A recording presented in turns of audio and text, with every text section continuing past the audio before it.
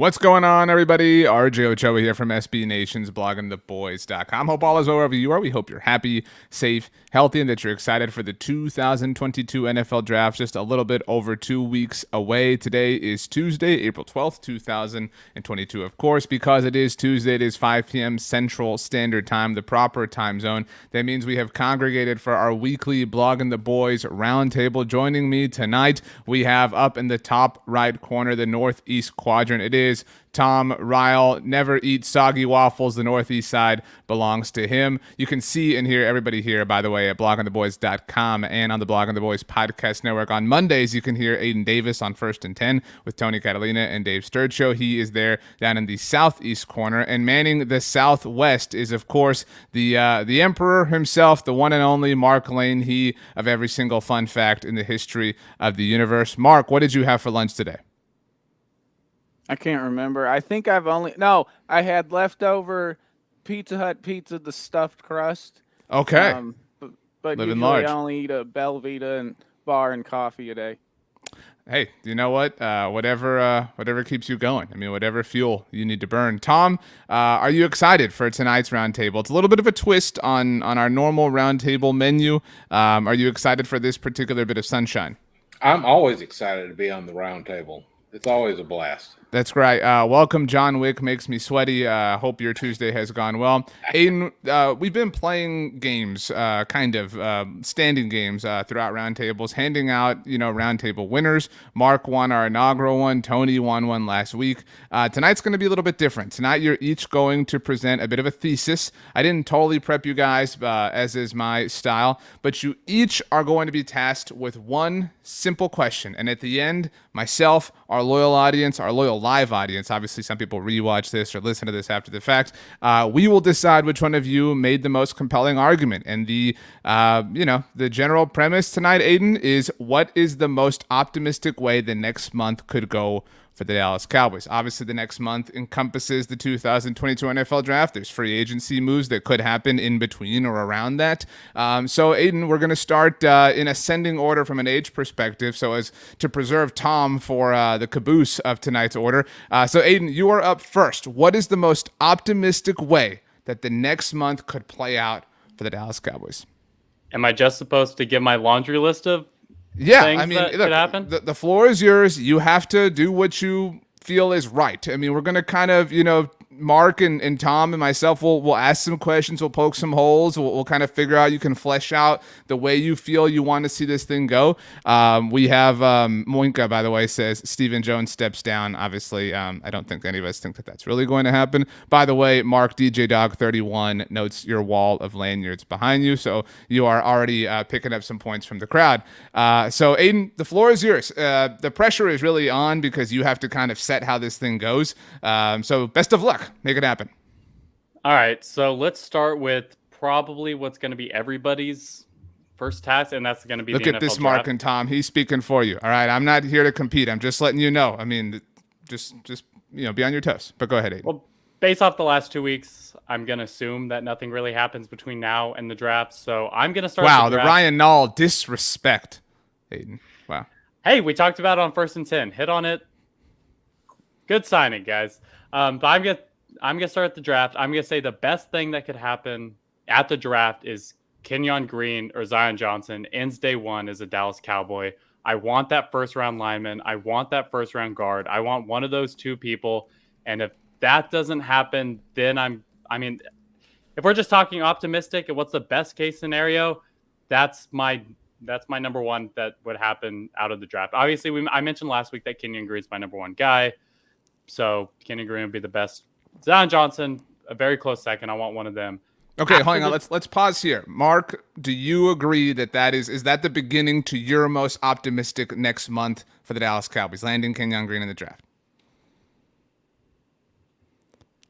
I believe you're on mute, Mark, or your internet went out. Or No. internet. I got Okay. a board Okay. over here. I forgot.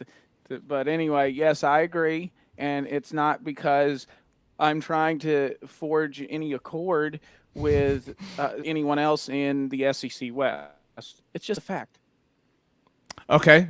Tom, do you feel that this is the right starting step for the next month of the Dallas Cowboys? I think it's probably the best one get a starting guard right off the bat, and I think that would be very pleasing to a lot of people, depending on how they follow it up. Okay, Aidan, you're off to a fantastic start, it seems. Carry on. All right, then after the draft, I'd like us to add, I think in an ideal world, we add some high-named free agents. I don't think I'm going to keep it realistic, so I'm going to say after the draft, just add some veteran guys to fill in the holes that you didn't address during the draft. So, I mean, even guys like Keelan Cole, like these are like low-priced guys. Keelan Cole, Sheldon Richardson as defensive interior, assuming you don't go with that in the first round. Maybe, I don't know, maybe Jordan Davis falls and the Cowboys surprise us. Brandon Shell, just like these are all names that like they're not going to make anybody's palms get sweaty waiting for the upcoming season, but it's guys that you're going to fill in the holes after the draft, fill it in with some veteran guys that add that presence to your locker room in an otherwise pretty young team right now.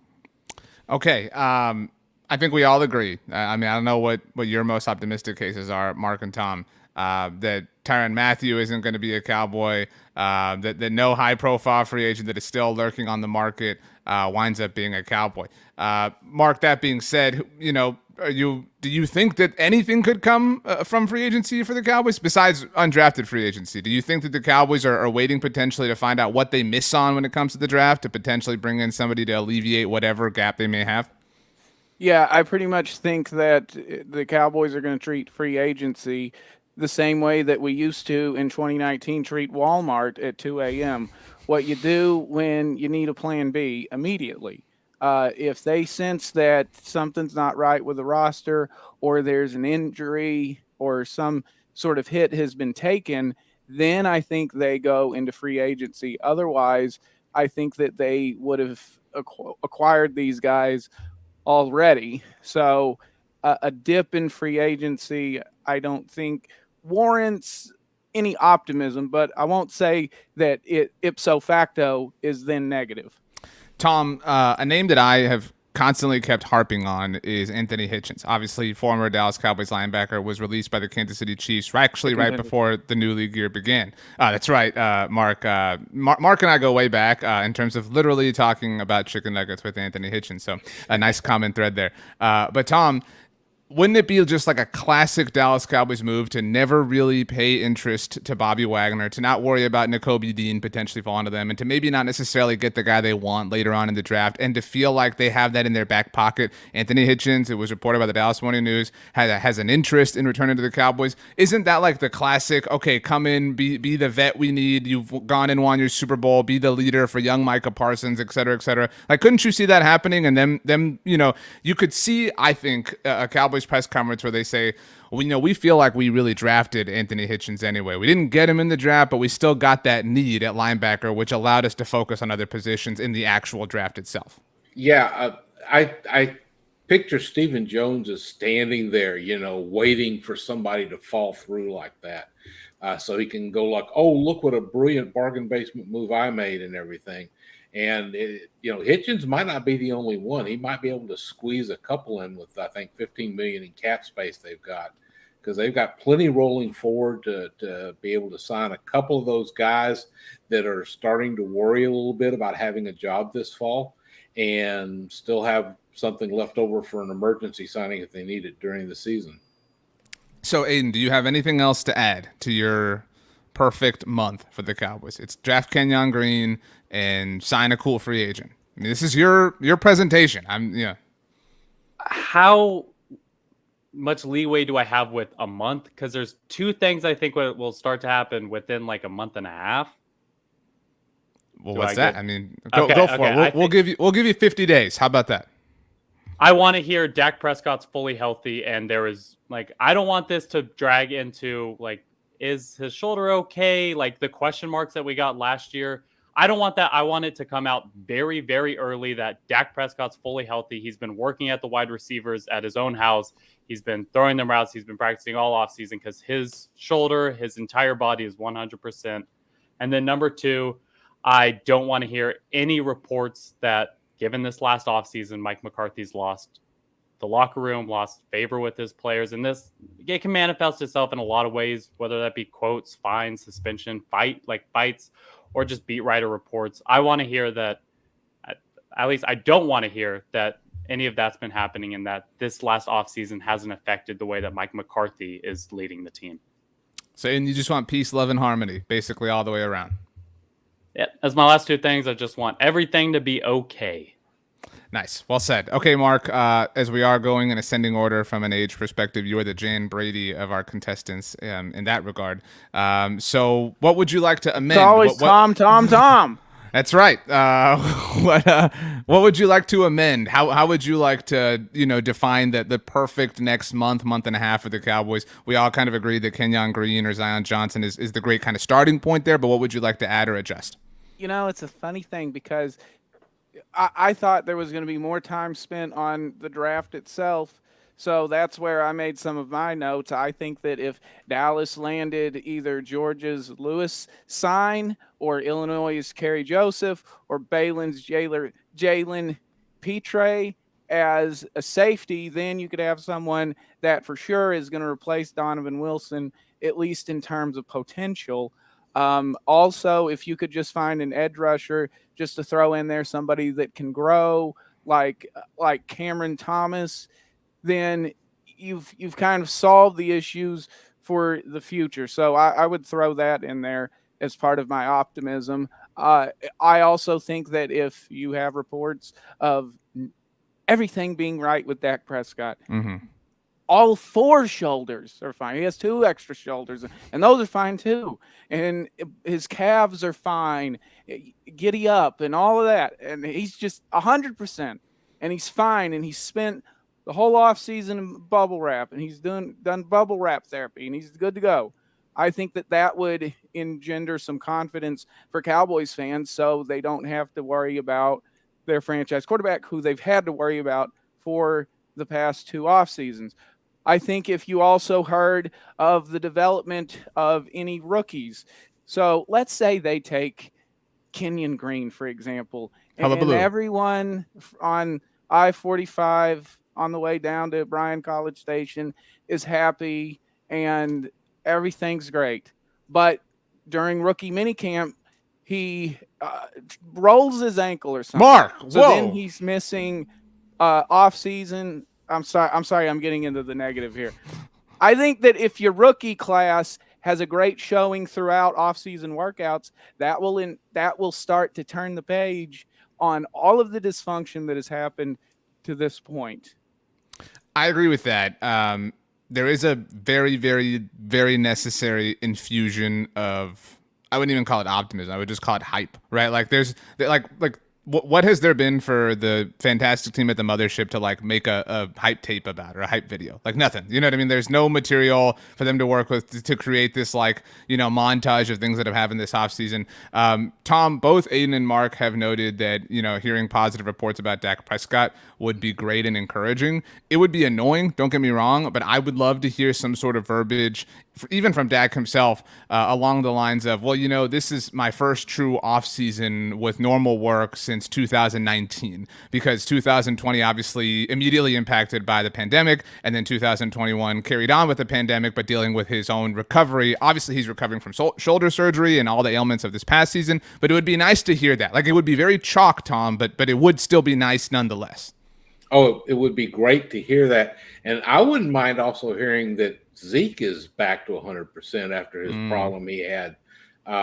It would be nice to see him getting 4 or 5 yards a carry when they need the ball instead of 2 or 3. And that would be a small plus, although I'm far more concerned with Dak in that area. But, and I just also, if we just get through any period of time without having some off the field issue crop up, that's always a huge plus.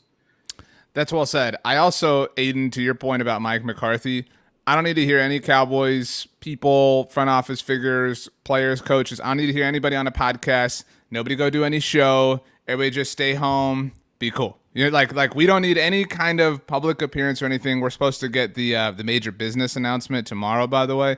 But yeah, I mean, we don't need a sit down or an introspective. We don't need anything. Just shut up, right, Aidan? Yeah, I mean, I don't have a huge problem if they want to appear on podcast and like a Well, I First mean, and the 10 Blogging the Boys podcast, always obviously. open. Yep. Right. For sure. Yep. But I don't have a huge problem with media appearances. I just don't want to hear more about those media appearances than I do. Like it kind of, and I love Micah Parsons. He's my favorite defender on the team. It kind of bugged me that he went on like a media row after they lost that playoff game, and like he was appearing on all these things. And it's like, I'd rather just hear more about the team during these next months than hear from them and these sound bites that you pull during media appearances. Wow, Mark, Aidan is against fun. Doesn't believe that Micah Parsons should have enjoyed himself at the Super Bowl. It seems, first time to do the car wash as a professional, whatever. Mark, would you like to add anything to your most optimistic next month and change for the Cowboys, other than what you've already noted so far? No, because that pretty much is it. You just want to hear that guys who are injured, just basically to sum it up, guys who are injured are 100%. Guys who need to take a step are taking steps. And really, you can't hear anything about the offensive line so much because it's basketball on grass. But if you could just hear, oh, this might actually be another one. If you could hear about the cohesion of the team and how it was comparable to last season, and that everybody showed up on the day after the playoff loss and lifted them weights and we love each other, I think that would help too. And also a belief in Dan Quinn year 2. If you could hear something like that, I think that, again, this would really help the hype train not hit a penny, which it's done all off season. I agree. Kind of like taking a branch off of your tree, Mark. I would love to hear something like, Aidan mentioned the workouts at Dak Prescott's house and his backyard, obviously very famously documented. But like Dak and Simi Fajoko's chemistry has really started to blossom. Like I think like to hear some sort of new chapter that is kind of an old book, I think would go a long way towards kind of calming everybody down. Tom, I want to start off with you by noting that DJ Dog 31's comment says, "I never ever want to hear deadlines make deals from Steven or Jerry." Interestingly, this is one of the very first off seasons in a long time where there wasn't or hasn't been this like looming pending deal hanging over the organization. Obviously, Dak Prescott's for a long time, DeMarcus Lawrence's. So you would have thought that this offseason would have been set up for no real drama in that sense. But lo and behold, here we are. Tom, paint us a picture. The Mona Lisa, the Picasso, whatever you want to do. The Picasso? That's not correct. But either way, the Sistine Chapel is yours, Tom. The canvas is blank. What's the most optimistic way the next month unfolds for America's team? Well, in the draft, the Cowboys trade back a few spots from 24 and still get Green or Johnson in the first round towards the end, and turn that into an extra day 2 pick. And on Tom, day just 2, to plug, we did Connor Livesey and I do mock drafts every Monday here on the Blogging the Boys YouTube channel, and this week we did trade back with the Kansas City Chiefs and picked up a day 3 pick and still wound up with Zion Johnson. So yeah, that would be a great start. So great minds, all that stuff. And then on day 2, they get them a wide receiver, an edge rusher, and an interior defensive lineman, and then day 3, they managed to, maybe get a little bit of a steal with a safety and a linebacker, and they would suddenly look a lot better with some of their depth questions they've got going in. Then gets the good news that everyone has already mentioned about Dak's health and that kind of stuff, and just be set up to roll into training camp ready to get this roster sorted out, figure out who they're going to keep around for the 53, and let's see what happens, and focus on proving stuff on the field. This is a difficult way to phrase this question, Tom, and I'm going to ask both Aidan and Mark this as well.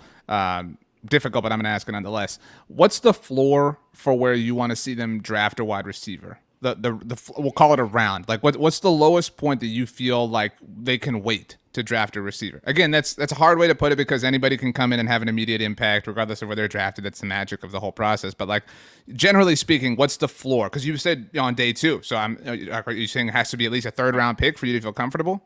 I would probably feel most comfortable if they got one by round 3, which I believe it's where they got Michael Gallup, and they seem It to be is. pretty happy with him. So they've shown they can do it.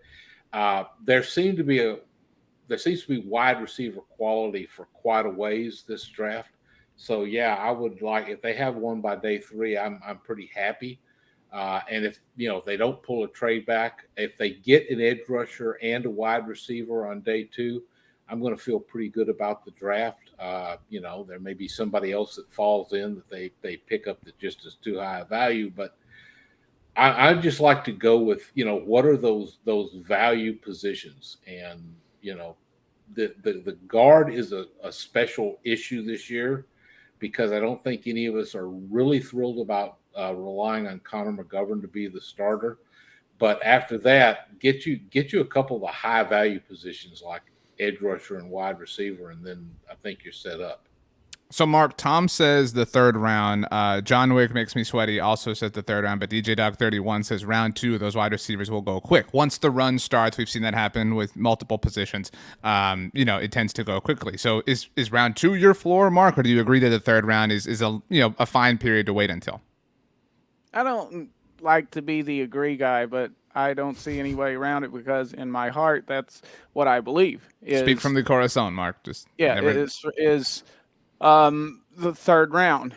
And it is because that's right about the point where the talent starts to dry up. And then after that point, you're really picking through development guys like Simi Fehoko, a Cedric Wilson, guys that may develop for you later on, but I need someone who will develop by the end of the year, like Michael Gallup did in his rookie season.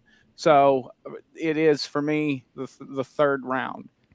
Aidan, are you going to agree with these guys, or are you going to be original? So is this like the absolute latest we'd be comfortable taking a receiver in the Correct. draft? Yeah. Again, Okay, and it's a weird way to phrase the question, but I make the rules up as we go along. Okay, my answer is undrafted then. I don't think we need a receiver in the draft. Like, if they don't draft a receiver, it's not an indictment on the draft in your mind. No, if they don't take a receiver and I look at the draft board after, I'm not going to be like, oh, we completely messed up that draft because they didn't take a receiver. I wouldn't say I'm 100% comfortable with the receivers that we have now, but and you'll probably see it on Blogging the Boys, I'm going to come out with a list of the position groups ranked. I don't know if receivers going to fall inside my top 7 position groups that need to be addressed in the draft. So you're saying if you did a power ranking, which I guess you're going to do, I didn't even know this, so I'm excited about this, but if you did a power ranking of the most needy positions on the Cowboys, you're saying wide receiver would not fall in the top 7? No, because I think we've been spoiled these last few years. I understand we've had Gallup, we've had CeeDee Lamb for the last 2 years, we've had Cooper. That's a great wide receiver core, and it's definitely helped Dak, and I love that receiver core. I don't think we need 3 great receivers, and I don't the combination of James Washington, Noah Brown, and see what you got with Simi Fehoko, I'm completely fine with that being the wide receiver 3. Maybe add a very, very cheap free agent. Like I said, Keelan Cole's not going to be that expensive that you can throw in there as another receiver. I'm completely fine with that being our wide receiver rotation. Mark, do you agree that wide receiver is not that pressing of a concern? Or would it be in your top 7 positions that are of the highest concern on the Cowboys roster at the moment? Yeah, I think it's a top 7 need. And because I'm looking at the future, I'm looking to stockpile in 23, 24, and beyond. And so that's why I would look to try to get someone like that. And also in doing so, maybe get someone that can contribute right away. By the way, did anyone notice that James Washington, in his interview with Jory Epstein of USA Today, used a very Joseph Randall-esque phrase when he talked about meat on the bone? Both Oklahoma State Cowboys, so there's something in Stillwater. That's what I'm saying. It's like, no, we don't talk about meat on the bone. Let's try a different one, like florets on the broccoli. You know what, Mark? I think we should popularize florets on the broccoli. Tom, do you think that wide receiver is a top 7 need on the Dallas Cowboys roster at the moment? I think, I would say it's probably not probably. Come on, okay. pick a side. I would say it's at least 6 or 7, just to me. But I do think that CeeDee Lamb is going to make us feel a lot more comfortable about however it shakes out by midseason, because he's now the lead dog in that room. And I think people are going to see why the Cowboys were so thrilled when he fell to them. Okay, Tom, before we kind of bounce around with some other subjects, do you have anything else to add to your perfect month and a half for the Cowboys? Not that I can retain. I think something flitted through my brain briefly, but leaked out my ear. Okay, so Brian Bradford asked, what about a Schultz deal? Does anybody feel like it would be necessary for the Cowboys to pull this off? Aidan, you nodded. I will say I kind of hope they don't land a deal with Dalton Schultz. I mean, they're doing a lot of work on tight ends this draft. Like the Stephen Jones way is draft Dalton Schultz's replacement this year, let him play out the year on the tag, and then pick up your comp pick maybe in 2024. But you want to see a long-term deal for Dalton Schultz, Aidan? I wrote about this when they tagged him. I think Schultz is a top 6 to top 7 tight end in the NFL, and I don't want to try and plug and play a position as that. If I've said it once, I've said it. The tight end position is extremely underrated with how important it is on the team. The fact that Schultz, in my opinion, is a top 7 tight end, we can debate that, but I mean, I'd like to see us get a long-term deal done, and if you get it done sooner, it's going to be cheaper, which is what we've been bemoaning the Cowboys for all offseason. So I think a Schultz deal would be a huge win. Mark, is it essential for the Cowboys to figure out a long-term deal with Dalton Schultz this year? No, but I think that they will. I think that by training camp, they'll figure it out. But with him, I think that you could afford to do the old DeMarcus Lawrence double franchise tag. The positional value is a lot lower, to your point, relative to others. So that is definitely, especially if you do draft somebody, on day 2 this year, and you give them time to blossom and to grow, and that person wouldn't have to fully take charge of the role until year 3, which would seemingly be when they were ready, to Aidan's point. And then you're also put Stephen Jones in a pickle, because now he's got to figure out which of his guys he likes. Well said, Tom. Mark, well said. Tom, not about Dalton Schultz, but none of you incorporated a running back in your perfect month and change for the Cowboys. In the mock draft that Connor and I did, we took Hassan Haskins from Michigan in the 5th round for the Cowboys, one of their 4 5th-round picks.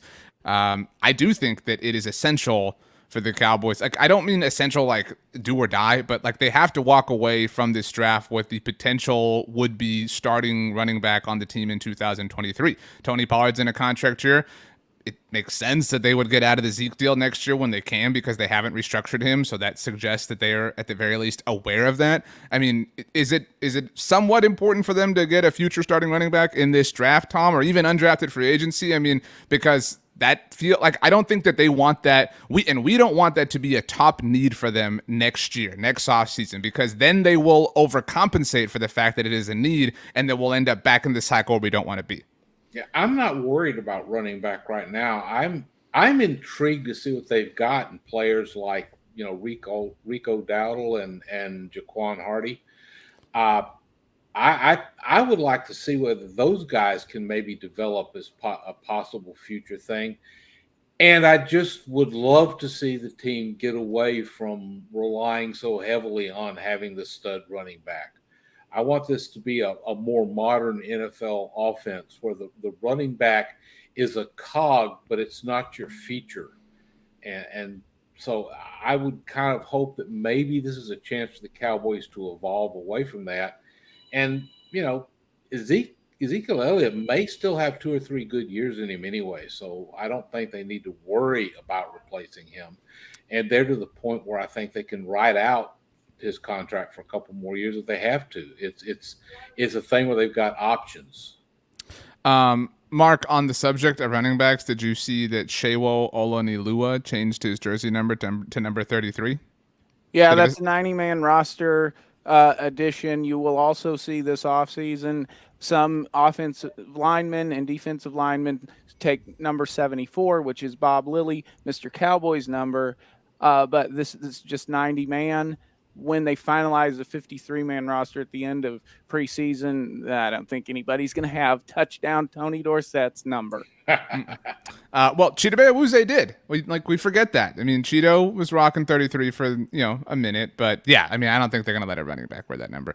Aidan, do you think it's important for the Cowboys to find a running back of the future, or are you with Tom? Like, who cares? Worry about it in the future because running backs are a dime a dozen.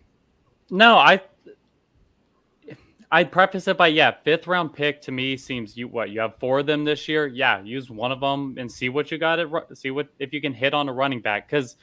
And this is what we talked about on 1st and 10. Though I think the Ryan Null signing, he's gonna take over like that Ito Smith role, and they're looking for a Corey Clement for next year. And so I'd love it if they took a 5th round pick on a running back. I kind of hope, and I'll whisper this, I hope that in 2023 Zeke and Pollard are elsewhere because I don't want to be paying a lot of money for a running back. And so it's better to look for it earlier, and especially if it's a 5th round pick, you're paying him pennies on the dollar. So, the last 5th round running back for the Dallas Cowboys is the aforementioned Joseph Randall, who Mark brought up, and that worked out, or kind of worked out, from a production standpoint before it fell apart. I mean, I don't know of a nice way to say that. But yeah. Okay. Anybody want anything else before we pick whose picture is the prettiest here? Any kind of cherries on top to your Sundays? This is like the end of the frozen yogurt line where they just have all the little sprinkle toppings and stuff like that. So whoever has anything now, you have to say it or else you might lose. At the business meeting or press conference tomorrow, Jerry Jones announces that they're going to have their own Bitcoin, and so you'll have Cowboy Coin as their own cryptocurrency that you can use to pay to go to games and get Dr. Pepper and nachos at AT&T Stadium. Does anybody else want to offer a prediction on what the major business announcement is going to be? I actually do think that a cryptocurrency partnership is a very feasible thing, just given where we are in the world. So I know you kind of said that tongue in cheek, Mark, but I think that could be the legitimate thing. Does anybody else? For real, they should. I don't know why Elon Musk is doing one. Well, and the Tennessee Titans just announced an official crypto or that they're accepting cryptocurrency as methods of payment. So get with the times. But anybody have anything else that they think it could be? It's hard to think what they don't already have their finger in, so it's kind of hard. A lot of people, Tom, to that point, suggested it would be the announcement of some sort of fight or event at AT&T Stadium, but they do that on the reg. You know what I mean? So I don't know how that would be new. Okay, you're gonna have another event at AT&T Stadium. Cool. Well, just add it to the list. It's like the Cleveland Browns old quarterback jersey list at this point, different events that take place at the stadium. But Aidan, did you have a suggestion on what you think it might be? Nope, I mean, maybe the only thing I could think of is I don't know, what are they separating their media deals away from the NFL now that they have their licensing deals? I have zero idea what it could be, and I'm not. I can't wager a prediction. Mark, do you have a non-crypto prediction? Not really, because I'm just too zeroed in on that angle of it that they come out with Jerry Coin. That's very feasible, but the part about special VIP guests, who would the guests be when it relates to any sort of cryptocurrency? You know what I mean? That's what lends me to think it's some sort of fight. They have the boxers or whoever, blah blah. So I don't know, but okay. Nobody has anything else then to add to your perfect off seasons or perfect next month and a half? Perfect off season. One thing for me would be I'd love to hear if they don't address it. And I don't think they're going to address cornerback with a high capital pick in the draft. And if they don't address linebacker, and we've kind of been dancing around it. I'd love to hear that both Kelvin Joseph and Jabril Cox have been working in with the first team, and they're just shining. They look like the players that everybody expects them to be, and they're going to be the next studs of the team. Okay, that wasn't enough to have you win the roundtable. Tom, congratulations on winning tonight's Roundtable, your off season or month and change picture was, I think, the prettiest. I think because it involves trading back, and so he kind of cheated over you guys, Aidan and Mark. That was low hanging fruit, but Tom took it. Nobody else, went that route. If the Cowboys managed to pick up extra capital and still walk away with one of the top 2 guards, I don't think anybody will care which one it is. People will equate it to the Travis Frederick pick. That would be 2 years in a row that they traded back, obviously because of Micah Parsons last year. Tom, who do you want to thank? What do you want to say? The floor is yours.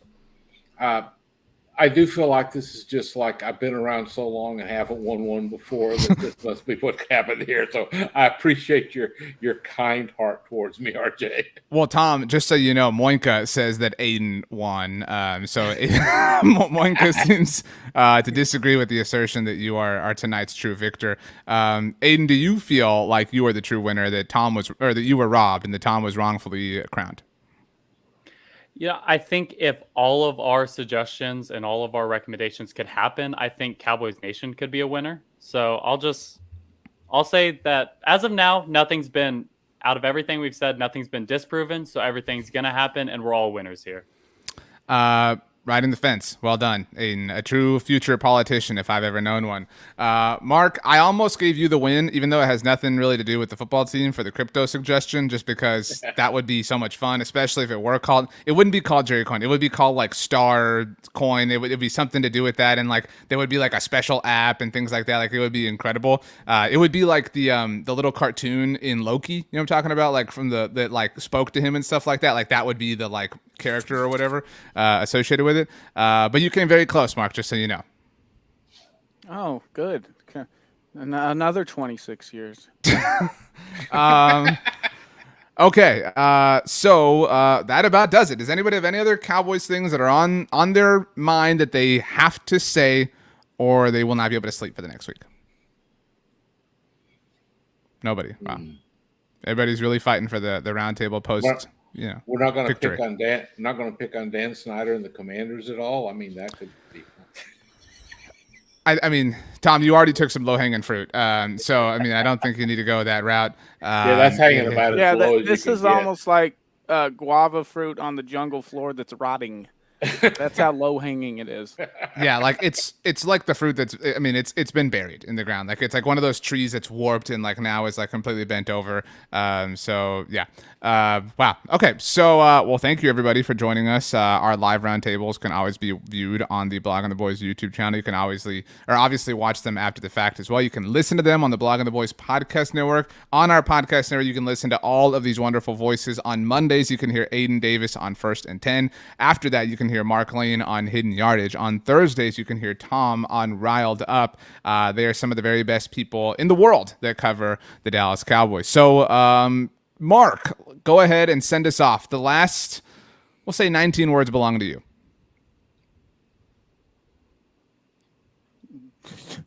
They don't have to be 19 words. I'm going to add more lanyards next week. How's that? Thanks for joining us, everybody. We'll see you next time.